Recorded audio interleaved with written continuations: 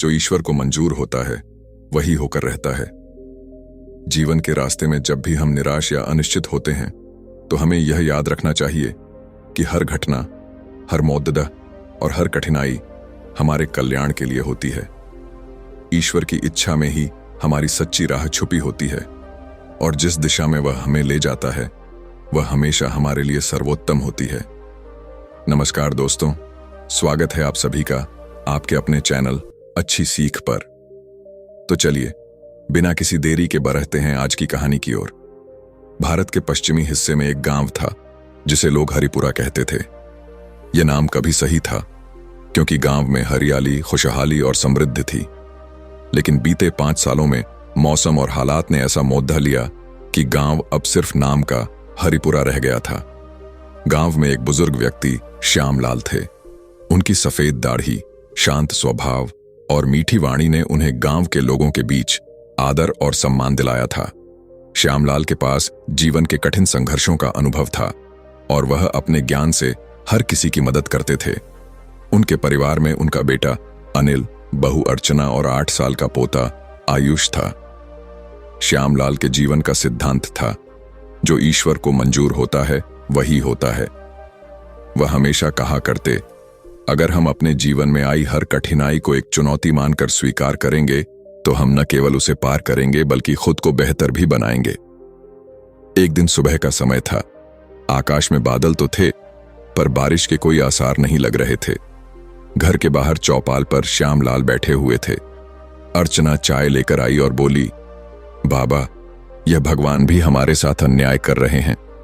इतनी मेहनत करने के बाद भी फसल खराब हो जाती है। हम क्या गलती कर रहे हैं? श्यामलाल ने चाय का घूंट लेते हुए जवाब दिया, बेटी, याद रखना, भगवान किसी के साथ अन्याय नहीं करते। कभी कभी जो हमें बुरा लगता है वह भी हमारे भले के लिए होता है। हमें अपनी मेहनत और विश्वास बनाए रखना चाहिए। अर्चना ने झुंझलाते हुए कहा, बाबा, आप हमेशा यही कहते हैं, लेकिन यह धैर्य आखिर कब तक रखना होगा? हमारे बच्चे भूखे हैं और हमारी जमीन भी अब जवाब दे रही है। श्यामलाल ने गंभीरता से कहा, अर्चना, धैर्य एक पेड्डेज की जड्डाच की तरह है। जितना गहरा तुम उसे गाढ़ोगी उतना मजबूत पेड्डा खड्डा होगा। कठिनाइयों से डरना नहीं, उन्हें स्वीकार करो। गांव में इस बार भी बारिश नहीं हुई। अनिल ने अपनी बची खुची फसल बेचने का फैसला किया। जब वह शहर की मंडी से खाली हाथ लौटा तो उसकी आंखों में निराशा साफ झलक रही थी। रात के खाने पर अनिल ने अपनी चिंता व्यक्त की, बाबा, अब हमारे पास कुछ भी नहीं बचा। हमारे खेतों में फसल उगाने के लिए बीज तक नहीं है। अगर यही हाल रहा तो हमें गांव छोड़ना पड़ेगा। श्यामलाल ने अनिल के कंधे पर हाथ रखते हुए कहा, बेटा, याद रखो, भगवान केवल उन्हीं को आजमाते हैं जिनमें सहन शक्ति होती है। हमें इस वक्त हार मानने के बजाय रास्ता निकालने की जरूरत है। अर्चना ने गुस्से में कहा, लेकिन रास्ता कैसे निकलेगा बाबा? हमारे पास न पैसे हैं न संसाधन। आप हमेशा यह बातें करते हैं, लेकिन हकीकत इससे बहुत अलग है। श्यामलाल मुस्कुराते हुए बोले, बेटी, हकीकत हमेशा कठोर होती है, लेकिन याद रखो, यही कठिन समय हमें मजबूत बनाता है। सुबह होगी लेकिन रात का अंधेरा भी जरूरी है। श्यामलाल ने साधु महाराज से पूछा, महात्मा जी, लेकिन जब कठिनाई बहुत बड़ी हो जाए और इंसान उसे सहने में असमर्थ हो तब क्या करें? साधु महाराज ने जवाब दिया, तब भी भगवान पर भरोसा रखो। जब नदी में पानी ज्यादा बढ़ जाता है तो वह खुद बहाव को रोकने का रास्ता बना लेती है। साधु महाराज का आगमन गांव में एक शुभ संयोग की तरह हुआ। उनके व्यक्तित्व में एक अद्भुत आकर्षण था और उनके प्रवचन सुनने के लिए आसपास के गांवों से लोग आते थे। साधु महाराज ने अपने पहले ही प्रवचन में कहा, जीवन एक यात्रा है, इसमें सुख और दुख दोनों आते हैं और यह हमारा दृष्टिकोण है जो तय करता है कि हम इन परिस्थितियों का सामना कैसे करते हैं। श्यामलाल और उनका परिवार भी साधु महाराज के प्रवचन में मौजूद था। अर्चना ने उनसे पूछा, महात्मा जी, जब जीवन में सिर्फ संघर्ष ही संघर्ष हो तब इंसान क्या करे? साधु महाराज मुस्कुराए और बोले, बेटी, संघर्ष जीवन का हिस्सा है। यह हमें हमारी ताकत और हमारी कमियों से परिचित कराता है। मैं तुम्हें एक राजा की कहानी सुनाता हूं जो तुम्हारे सभी सवालों का जवाब देगी। एक बार की बात है, एक राजा जिसका नाम चंद्रसेन था, अपने राज्य में अत्यंत लोकप्रिय था।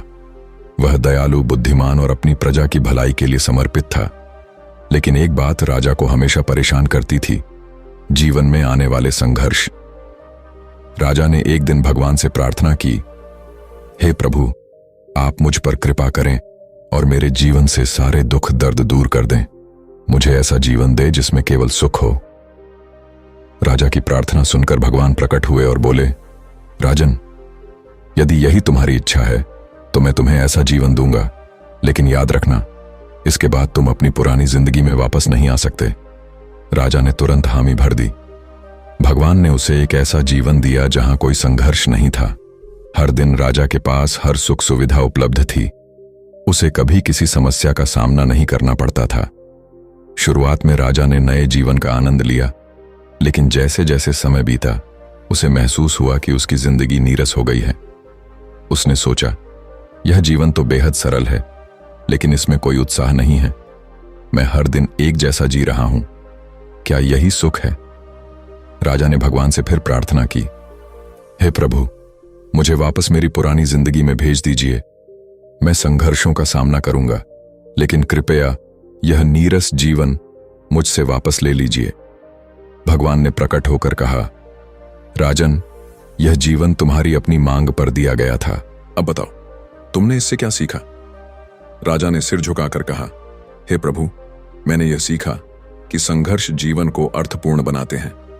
सुख की असली कीमत हमें तभी समझ आती है जब हमने दुख का सामना किया हो। अब मैं संघर्षों को जीवन का हिस्सा मानकर उनका सामना करूंगा।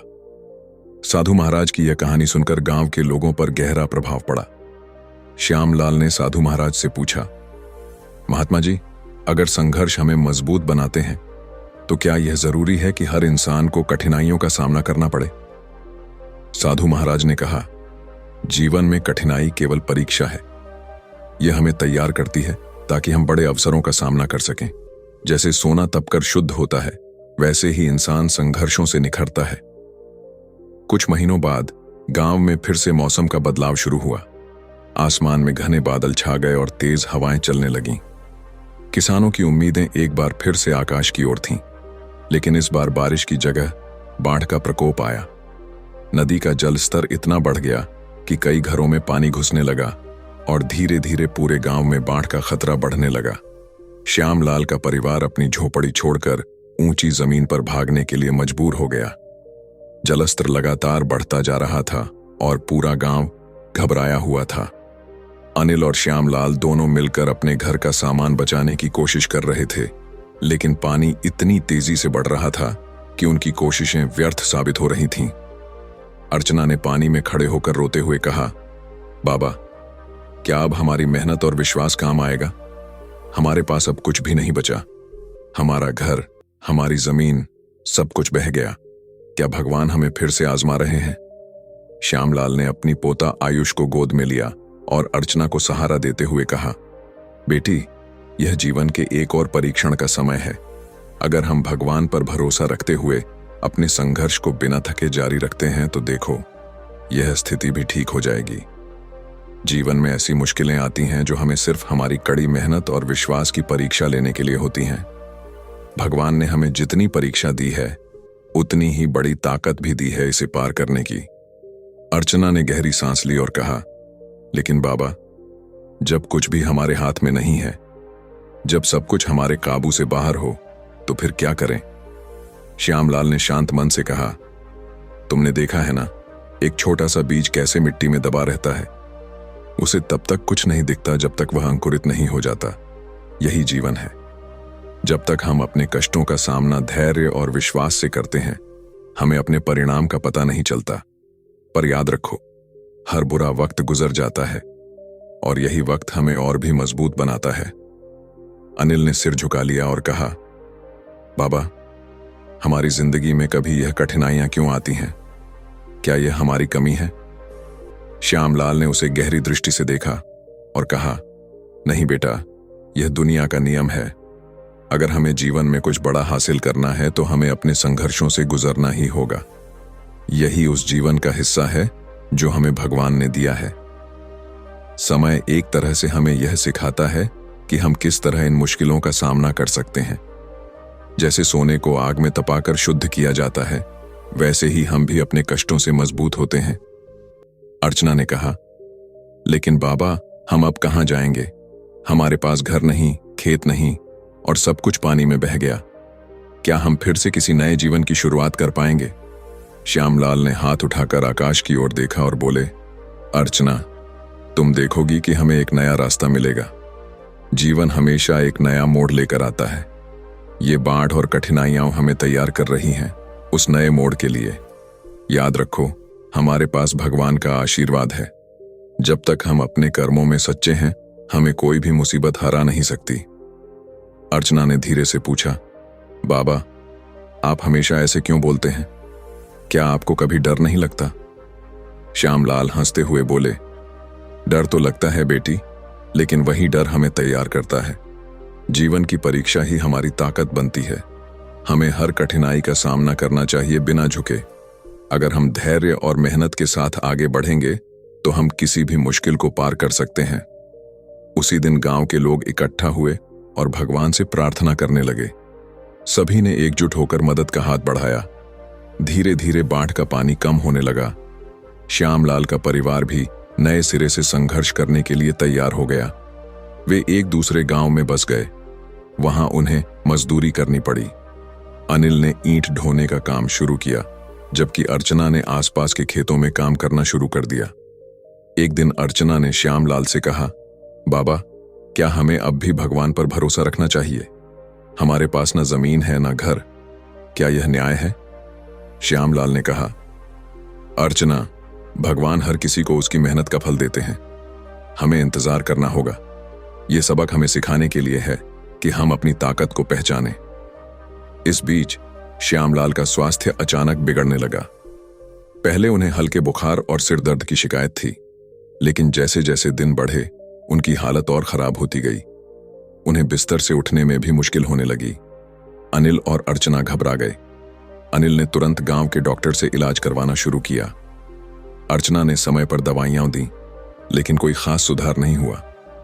एक दिन अनिल ने चिंतित होकर कहा, बाबा, क्या यह सब हमें और अधिक आजमाने के लिए हो रहा है? पिछले कुछ महीनों में हमने बाढ़ का सामना किया और अब यह बीमारी। क्या हमारी मेहनत कभी हमें संतोष नहीं देगी? श्यामलाल हल्के से मुस्कुराते हुए बोले, बेटा, दुख और सुख जीवन के अभिन्न हिस्से हैं। जो भी हो रहा है वह हमारी परीक्षा नहीं है, बल्कि हमें हमारे भीतर छुपी ताकत को पहचानने का एक अवसर है। मुश्किलें हमेशा अस्थायी होती हैं। जब तक हम मेहनत करते रहेंगे, जीवन की राह पर चलने से कभी थक नहीं सकते। श्यामलाल की यह बात सुनकर अनिल थोड़ी देर चुप रहा। फिर उसने कहा, बाबा, आप हमेशा कहते हैं कि मुश्किलें हमारी ताकत को पहचानने का अवसर होती हैं, लेकिन इस बार मुझे लगता है कि हमारी ताकत पूरी तरह खत्म हो चुकी है। क्या अब भी उम्मीद रखना उचित है? श्यामलाल ने गहरी सांस ली और गंभीर स्वर में बोले, बिल्कुल बेटा, यह समय तुम्हारी हिम्मत और धैर्य को जांचने का है। जीवन में कई बार ऐसा लगता है कि सब कुछ खत्म हो गया है, लेकिन यही वह समय होता है जब हमें और मजबूत बनकर खड़ा होना चाहिए। तुम्हारे भीतर अपार शक्ति है, जिसे तुम तब तक पहचान नहीं सकते जब तक वह पूरी तरह परखी नहीं जाती। अर्चना ने आंसू पोंछते हुए कहा, लेकिन बाबा, हम गरीब हैं। हमारी सारी बचत आपके इलाज में खर्च हो गई है। अब हम और कहां से मदद लाएं? श्यामलाल ने अर्चना की आंखों में देखकर कहा, हमारे पास सब कुछ है बेटी। हमारे पास भगवान का आशीर्वाद है और एक दूसरे का प्यार और समर्थन है। यही हमारी असली संपत्ति है।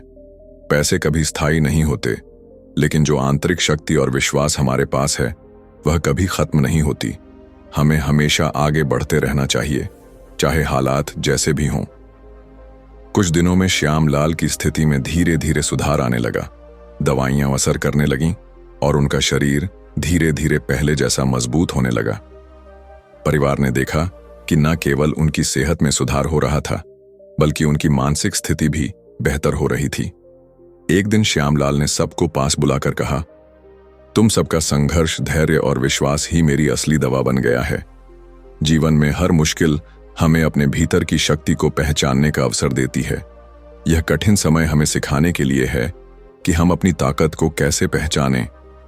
अनिल और अर्चना ने सिर झुकाकर कहा, हमने जो कुछ भी सीखा है वह जीवन भर हमारे साथ रहेगा।